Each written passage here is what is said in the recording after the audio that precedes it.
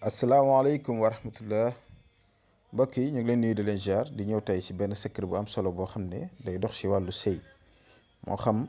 yow ku góor ki wala yow ku jigéen ki gis nga nit bëgg ko te bëgg sëy ak moom wala ngeen nekk ci biir néegu sëy bi sax mu am ay jafe-jafe xuloo guddi xuloo bëccëg jafe-jafe yoo xam ne doo xam lu koy indi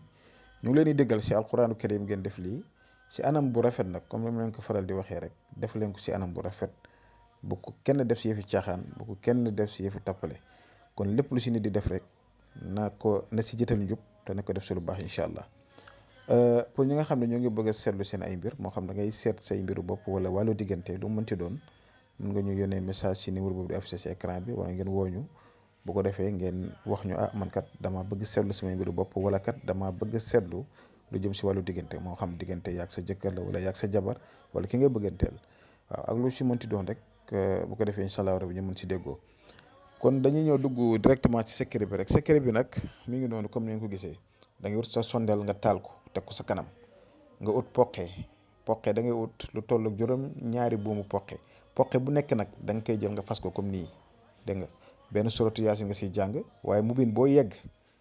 xam nga yaasin juróom-ñaari mubin la am 7 mubin boo yegg si suratu yaasin da ngay wax li nga xam ne moom nga bëgg nga tudd sa tur ak turu ki nga bëgg su ko defee noonu nga koy toppalante ba juróom-ñaari mubin yi jeex nga yeggali suratu yaasin bi ba suratu yaasin bi jeex su ko defee nga kii ko nga teg ko noonu sa kanam nga jëlaat beneen buum def noonu def noonu ba am juróom-ñaari buum gis ngeen ni ngeen ko gisee noonu buum bu nekk dama kaa téye jàng si suratu yaasin comme exemple expliqué leen suratu yaasin bi nag soo koy jàng mi nga am juróom-ñaari mubin boo yegg waxal say bëgg-bëgg sa tur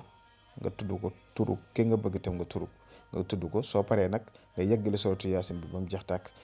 da nga koy def ba am si juróom-ñaari buum bu nekk boo ko jàngee ba pare rek wërale ko si sondeel bi comme ni nga gisee damay teg côté bi mat juróom-ñaar secret bu yéeme la nag waaw ngeen bàyyi ko xel mbir mu yéeme la waaye nag maa ngi leen koy bàyyiloo xel ngeen def ko nag si anam bu rafet ndaxte lii moom borom xam-xam ni xam nañ ko képp koo xam ne jëfandikoo ko ba def ko boo ko defee nii ba pare nag nga xam ne wëraleen nga ko sondeel bi fekk yaa ngi taal sondeel bi nga wërale ko yëpp soo paree da ngay teg nga bàyyi noonu su ko defee itam nga tiim sondeel bi ngay ñaanaat foofu tam da ngay ñaan lépp loo bëgg nga ñaan ko waaw après nag nga fay sondeel bi soo ko fayee nag da ngay bàyyi diir fii ay ñaari minutes ñetti minutes nga taalaat ko gis nga taalaat sondeel bi sondeel bi da nga koy taalaat soo ko taalaatee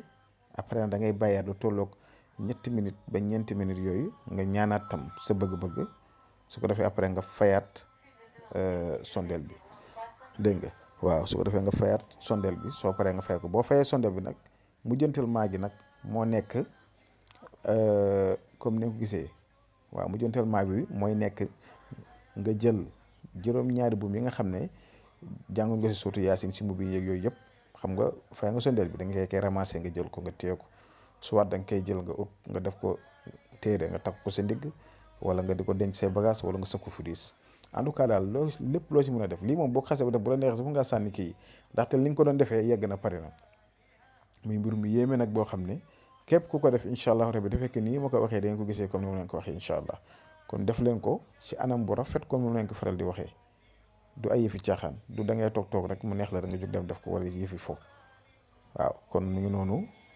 ñooy dañuy jéem a yem fii rek di leen jox di daje suba jàmm incha allah asalaamaaleykum wa rahmatullah wa barakatuh